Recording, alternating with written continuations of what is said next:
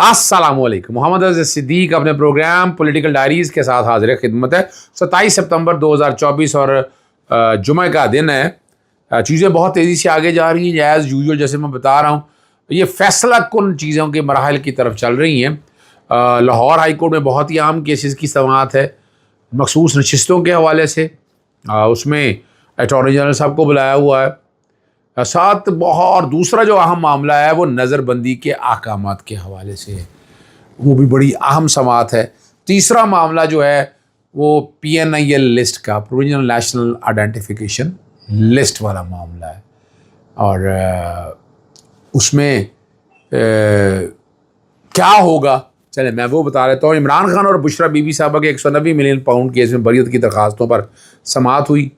और लापता अफराद के हवाले से जो मामला है वो इस्लामाबाद का लार्जर बेंच समाअत क्या हुई, इलेक्शन कमीशन लामिया जारी कर दिया। जिसके बाद तो बड़ी बात है, पक्की सीटें हैं जो ये डाले हुए थे ना, जनाब इलेक्शन कमीशन ये कर देगा, इम्प्लीमेंट कर देगा। मैंने कहा था नहीं कर सकता। और इमरान खान ने अडेरा जो गुफ्तगू की है वो कही है चीफ जस्टिस काजी फाइसा के ख़त के मंदरजात और जो आ गए। सबसे पहले जो इमरान खान साहब की गुफ्तगू पे बात कर लेते हैं। चलिए सबसे पहले मैं आपको रखता हूँ मखसूस नशिस्तों के हवाले से। मखसूस नशिस्तें जो है ना, इलेक्शन कमीशन, मैंने आपको कहा था ये पाकिस्तान तहरीक इंसाफ अलावा किसी को दे नहीं सकता। वो जो इलेक्शन तरमीमी एक्ट है जो वो बाद में आया है, और तफसीली फैसले के बाद तो इलेक्शन तरमीमी एक्ट की हैसियत ही कोई नहीं रहेगी। इंटरप्रटेशन की आर्टिकल 51 की और 106 की, यानी इन्होंने तरमीम कर भी लिया, उससे फ़र्क कोई नहीं पड़ता। देखिए वो प्रोपोर्शनेट हिस्सा मुताबिक जुस्सा के मुताबिक मिलनी है। तो ये जो जितनी तरमीम की है ये ज़मीन बोस हो जानी है। आज चैलेंज आया है जनाब जस्टिस राहील कामरान शेख साहब के पास, इस केस की समाअत होनी है और इस पर बड़ी तफसील में इंशाल्लाह कोशिश करेंगे। वहाँ बहस भी होगी, बातें भी होंगी और अपना केस भी ले डाउन करेंगे अदालत के सामने। उम्मीद है कि अटॉर्नी जनरल साहब आएंगे, लेकिन कोई पता नहीं है कि वो आते हैं या नहीं आते। लेकिन इलेक्शन कमीशन जो है ना वो उन्होंने वजाहत भी जारी कर दी है। उन्होंने कहा जी हमने नज़रसानी भी दायर कर दी है और हमने वजाहत की एप्लीकेशन भी दायर कर दी है। तो क्या रह गया इनके पास? आईनी बॉडी। और कौन सी आईनी बॉडी? इलेक्शन कमीशन खुद आ रहा है आईनी बॉडी, लेकिन उसकी हैसियत क्या है? भाई उसके 5 मेंबर बेंच बैठी और हाई कोर्ट का एक जज उनका ऑर्डर उठा के साइड पे फेंक देता है। ये है हैसियत उनकी। इलेक्शन कमीशन ठीक है कि इंतजामी इदारा है, आप इसको कॉन्स्टिट्यूशनल बॉडी मत कहें।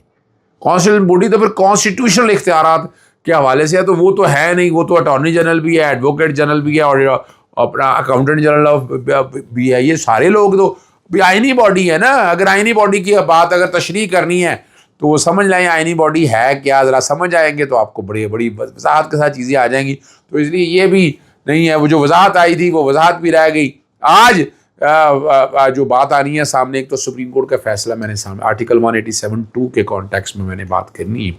और मैंने वो सारा CM में मैंने लास्ट डेट पे फाइल कर दी थी। जो ख़त लिखे थे मैंने वो भी फाइल कर दिए थे। दो एक एक चीज़ तो मैं अदालत के सामने रख चुका हूँ।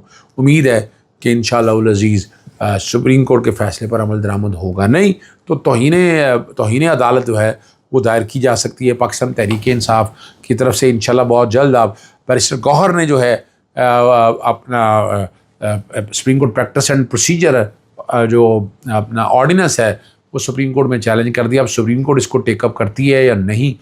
बहुत से लोगों ने कहा कि टेकअप कर लिए, मैंने कहा था नहीं टेकअप हुआ। और ये अब आपको अंदाज़ा हो जाएगा। दूसरा जो अहम मामला है वो है नज़रबंदी के हवाले से। नज़रबंदी के ये जो मैंने आपको बताया था, वो जस्टिस अमजद रफ़ीक साहब के पास एडवोकेट जनरल पंजाब को बुलाया, कल आके वो अदालत की मुआवनत करें। अब मैंने सबूत सारे इकट्ठे कर दिए, मैंने एक एक चीज़ सामने रख दी है। मुख्तलिफ फैसला जात में कोर्ट के सामने मैंने रखने हैं कि जिसमें डिटेंशन ऑर्डर जब दिल चाहा, जिस वक्त मर्जी चाहा, आप अगर डिटेंशन ऑर्डर जा दिया, आप उठा के जेल में डाल दिया।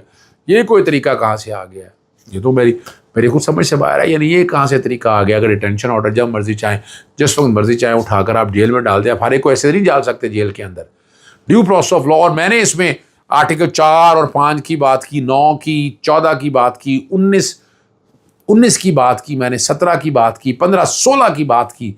अब 37 और 36 और 37 भी तो है ना, वो भी वो अपना उनकी एनफोर्समेंट भी होनी है और ये अदालत का काम है।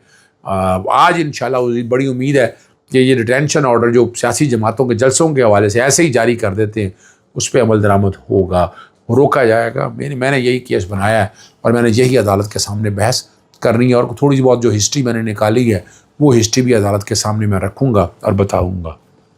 اگلا جو معاملہ ہے وہ پی این آئی ایل لسٹ، یعنی ایف آئی اے نے ایک ایسی لسٹ بنائی ہوئی ہے کہ جناب جس کا دل چاہے پی این آئی ایل لسٹ میں ڈال دیں۔ قانون تو بڑا کلیئر ہے، 2 ہی لاء ہیں، ایک ای سی ایل ہے اور ایک پی سی ایل ہے۔ یہ پی این آئی ایل ایسے بنا لیا ہے، سپریم کورٹ نے نہ کوئی ایسی ڈائریکشن دی، لیکن یہ چلی آ رہی ہے۔ کمال کی بات ہے، یہ طریقہ کار انہوں نے رکھا ہے کہ نام ڈالتے ہیں، جب آدمی ریٹ میں آتا ہے تو نام نکال دیتے ہیں۔ انہوں نے ایک وتیرہ رکھا ہوا ہے اس کو یہ استعمال کرنے کے لیے، اور یہ ایکسپلائٹیشن ہے، it is basically an exploitation ہے، اس کو روکنا ہے۔ یہ چیز جسٹس جناب عالیہ نیلم صاحبہ کے پاس لگا ہوا ہے۔ صبح سپریم کورٹ کے کچھ آرڈرز کہے تھے، وہ میں نے آرڈر سارے پروڈیوس کر دیے ہیں، وہ میں نے سارے رکھ دیے ہیں تاکہ عدالت اس معاملے میں اب آگے لے چلے۔ آپ کو اب لے چلتے ہیں عمران خان صاحب نے جو اڈیالہ جیل میں گفتگو جو کی 28 تاریخ کو راولپنڈی میں جلسہ نہیں ہے، احتجاج کریں گے۔ راولپنڈی بینچ سے درخواست واپس لے رہے ہیں، ہمیں معلوم ہے انہوں نے جلسے کی اجازت نہیں دینی، تو شہر سے باہر دیں گے۔ اسٹیبلشمنٹ کسی قسم کے مذاکرات کا کوئی فائدہ نہیں، اور رؤوف حسن نے کہا ہے کہ اسٹیبلشمنٹ کا مذاکرات پارٹی پالیسی ہے۔ رؤوف حسن کو غلط فہمی ہوئی ہے، سب کو کہتا ہوں کہ ان سے مذاکرات کا کوئی فائدہ نہیں۔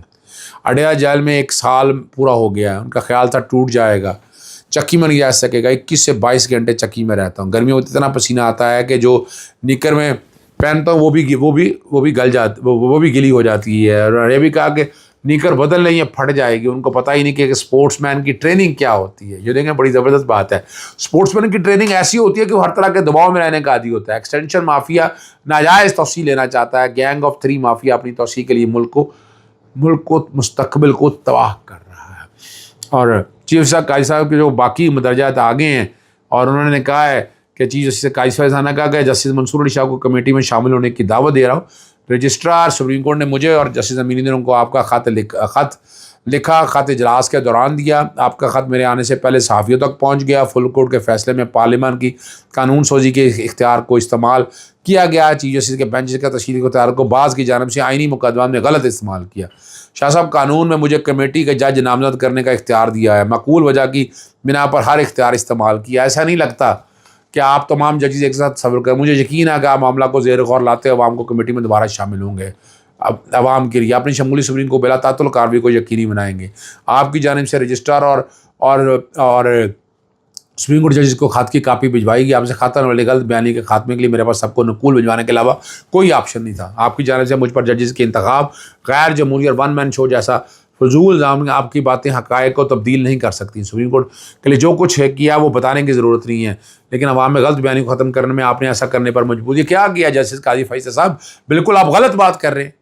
آپ نے آتے ہی سب سے پہلے آپ نے 63 کا آرٹیکل کیوں لگایا، آپ نے کیس کیوں لگا لیا؟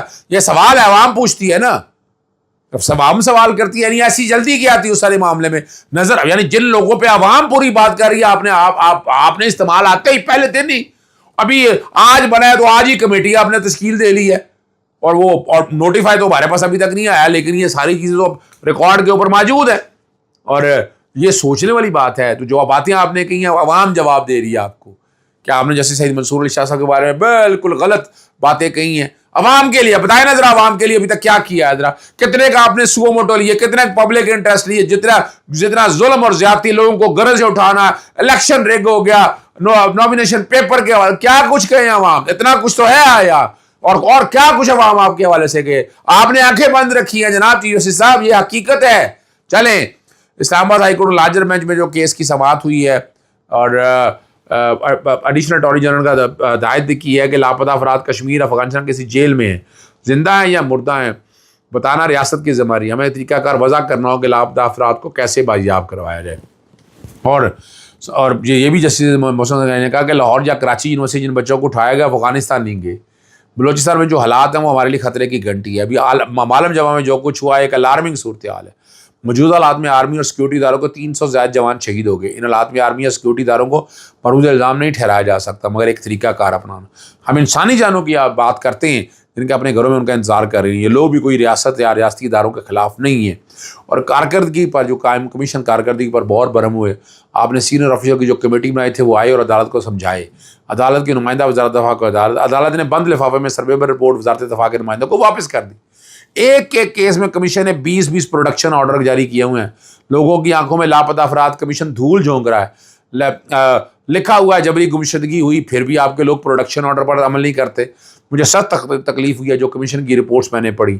یہ نظر ثانی کا اختیار کمیشن کے پاس کہاں سے ہے؟ میں نے پڑھا, کہیں نظر نہیں آیا. میرے آرڈر پر عمل ہوگا, اگر نہیں ہوگا تو مجھے یہاں بیٹھنے کی ضرورت نہیں ہے. مجھے جبری گمشدگی افراد بازیابی کمیشن سے سنگین اختلافات ہیں.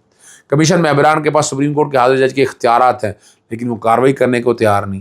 ایسے کمیشن کی ضرورت ہے جس سے مسائل مزید بڑھ جائیں. ٹھیک ہے نا. ہمارے پاس کمیشن تشکیل کے خلاف درخواست آئی ہے, اس پر آرڈر کریں گے. مجھے کمیشن کی رپورٹ پڑھ کر شرم آتی ہے. میں نے سخت رپورٹیں, سخت تکلیف ہوئی, سخت رپورٹیں پڑھی, سخت تکلیف ہوئی. کشمیر کمیشن جو ہے جبری گمشدگی قرار دیتا ہے لیکن پروڈکشن پر عمل درآمد نہیں کروا سکتا. آج ہم آرڈر کر رہے ہیں جن افراد کو کمیشن جبری گمشدہ ڈکلیئر کر چکا ان کی فیملی کے لیے 50 لے کر کے چیک لے کر آئیں. اور لارجر بینچ نے ISI اور IMI کے بریگیڈیئرز, IB کا ڈائریکٹر میونسپل 3 رکنی کمیٹی کو تمام کیسز پر الگ الگ ان کیمرہ بریفنگ کے لیے طلب کر لیا. اور 190 ملین پاؤنڈ کا جو ہے وہ اپنا کیس کے حوالے سے اسلام آباد ہائی کورٹ میں سماعت ہوئی. اور ہائی کورٹ نے آج کی سماعت ملتوی کرنے کی استدعا کر دی. نئے پراسیکیوٹر کی جانب سے استدعا ملتوی کرنے کی درخواست کی ہے. ملزمان ٹرائل میں تعاون نہیں کر رہے. نیا پراسیکیوٹر رافع مقصود, ہم نے ٹرائل نہیں روکا, حتمی فیصلے سے روکا ہے. ٹرائل میں اگر تعاون نہیں کرتے تو متعلقہ عدالت دیکھے.